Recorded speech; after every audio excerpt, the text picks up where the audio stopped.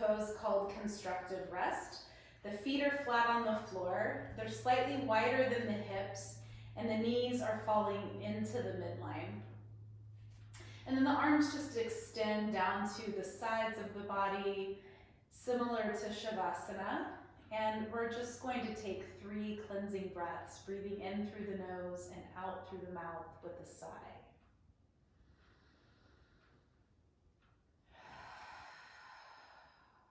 Twice more.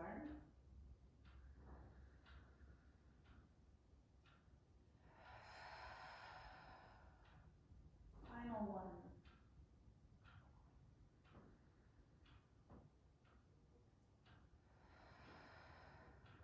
Now the breath returns to an easy, natural state, breathing in and out of the nose. And we're going to start with the spinal wave.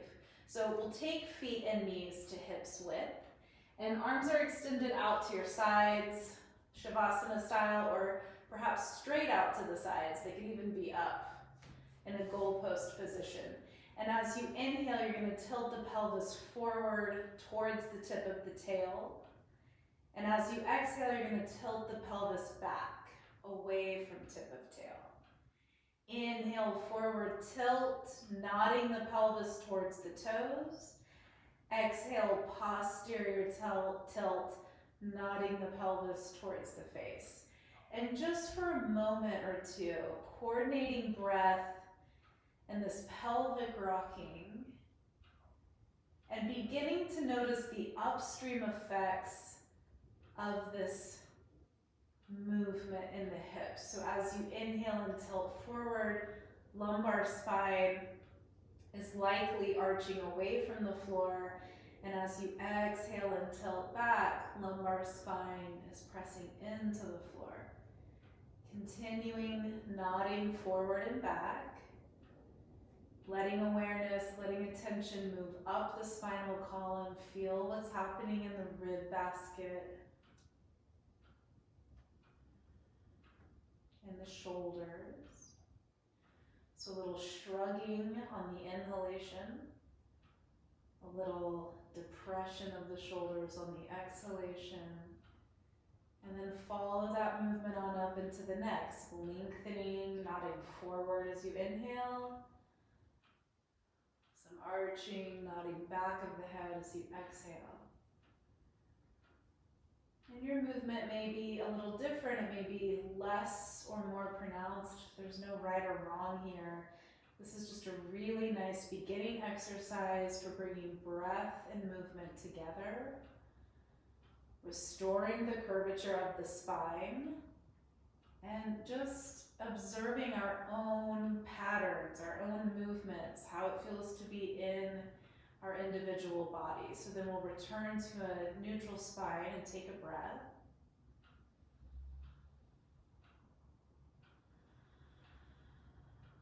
And then we're going to grab the strap. And we're going to place the ball of the right foot right into the strap. So let's leave left foot on the floor for the time being. And just extend that right leg out as close to 90 degrees as you comfortably can. And press the heel on up to the ceiling. And draw the toes back, spread the toes wide. And really invite the leg to firm up and to lengthen by finding this dorsiflexion of the ankle. This activity of foot and ankle, lengthening of lower leg. And then if it feels appropriate for you, you might slide that left leg out. You also might not. And as I'm holding the strap, I like to have one end of the strap or one length in each hand and just let the arms hang off.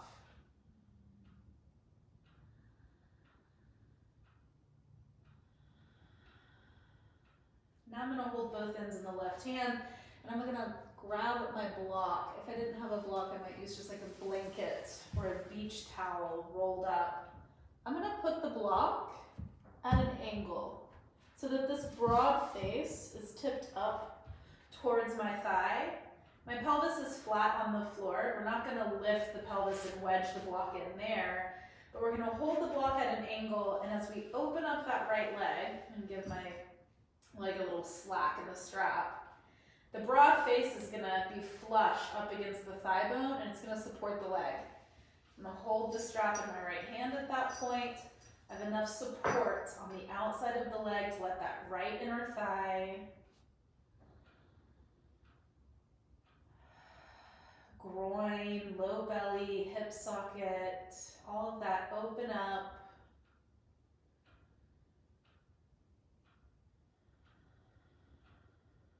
Take several breaths here, breathing down into the belly.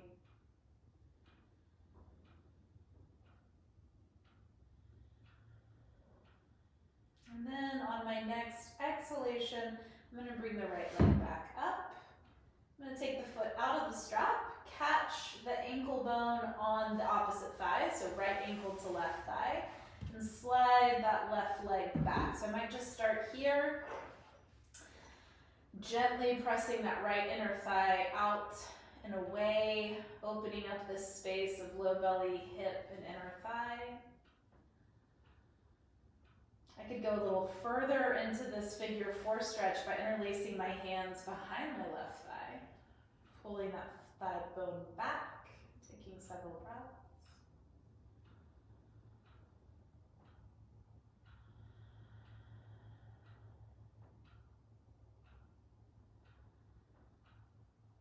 And then exhaling, release, and switching sides. So right foot on the floor, left foot into the strap, extending the left leg. Starting the lengthening of this leg first through the foot, drawing the foot back, pressing the heel up through that ankle, really lengthening from the back of the knee pit to the left heel. I have a slight bend in my knee, that's totally fine. Thigh bone more or less vertical. And then perhaps sliding that right thigh leg out. Taking a couple of breaths here, softening jaw, letting the head be supported by the floor.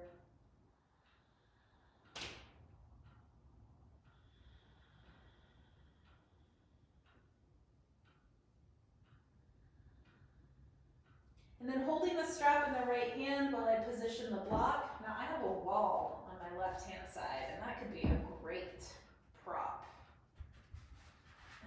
In particular, if the block wasn't providing enough support, I might just position myself to where I could just rest. Oh, it's just a little too far for me, but where I could just rest the foot against the wall.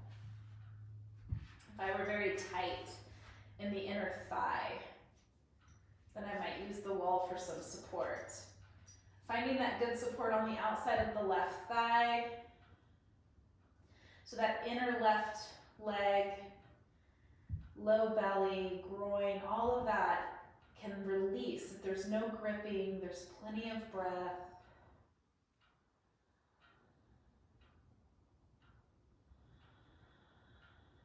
I'll take one more breath here.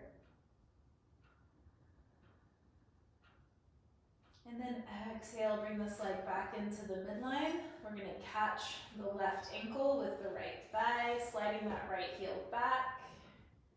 Left hand on inner left thigh, just gently pressing the leg out and away, if that's appropriate.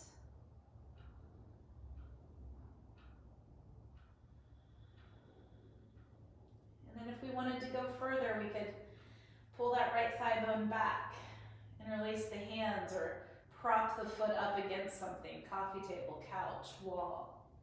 Taking a breath here.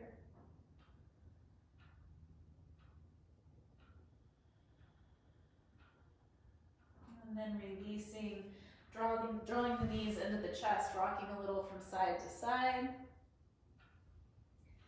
And we're going to go over to the side and inhale, come up and around to all fours. So as we come around to all fours, we'll start with the hands very near the knees, and we'll just walk the hands around in a circle. So turning fingers out and back, swaying from side to side as we press the hands onto the floor, all four corners of the hands making contact. Turning the arms in, or fingers in, so we have a little internal rotation, and then bringing them back out. walking the hands forward so we come into a tabletop all fours position. Hands right beneath the shoulders, knees the width of the hips, right underneath the hip sockets. And on the inhalation, we're gonna push into the floor, spread the shoulder blades nice and wide. And then on the exhalation, we're gonna sink the rib basket and squeeze the shoulder blades together. And we'll repeat this a few times, sliding the shoulders apart, lifting the ribs, and then sinking the ribs and squeezing the shoulder blades together. Inhale, spread, press, lift. Exhale, sink and squeeze. And then the next time you inhale, come into that broad, stable shoulder position. And then exhale, turn the toes under and just rock the hips back towards the heels. Keep the arms active, stretch through the back body. And then inhale, rock forward. Exhale, hinge back. Inhale, forward. One more time, exhale, hinging back into an active child's pose. And then inhale, rock forward. And this time, turn the toes under and lift the hips into downward facing dog. So from this all fours position, the dog may be a little shorter. Your knees can be bent. You could take your feet out a little wider, like width of mat. Push firmly into the palms of your hands and link them through the sides of the body, through the inner arm. Take the tail up and back, and we'll just take one breath.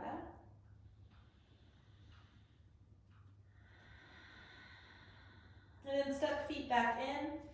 Inhale, touch knees down, and exhale, fold back into child's pose. From child's pose, come forward, back to all fours. Lace the right arm beneath you. Let the hips slide to the left and bring the right shoulder, side of the head to the floor. Breathing here. That left arm could extend. It could stay in a push-up position. Sometimes people like to rest it.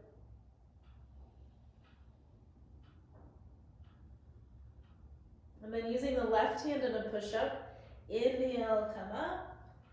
Lace the left arm beneath you, letting the hips shift to the right. Resting left shoulder, left side of the head on the floor.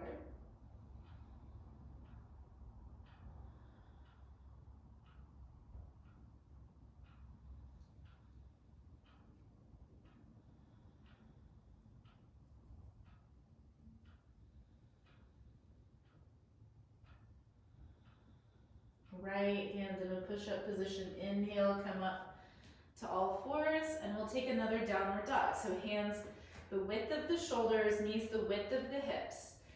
Press the floor away, find that nice broad back, toes turned under. Inhale. And exhale, lift the hips up and back, downward facing dog. So as we did previously, you could go wide, knees can bend. As you press into the floor, you could also lengthen out one leg at a time.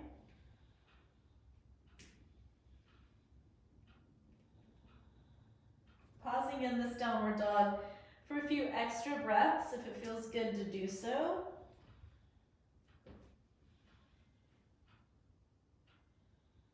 And then when you're ready to exit, inhale, bring the knees down. Exhale, fold back into child's pose.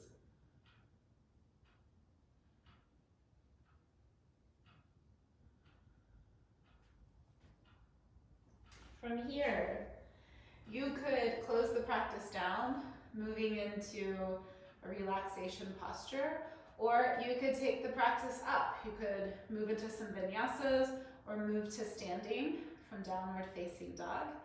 It's up to you, whatever you're feeling. Thank you so much for joining me. I look forward to practicing with you again in the future.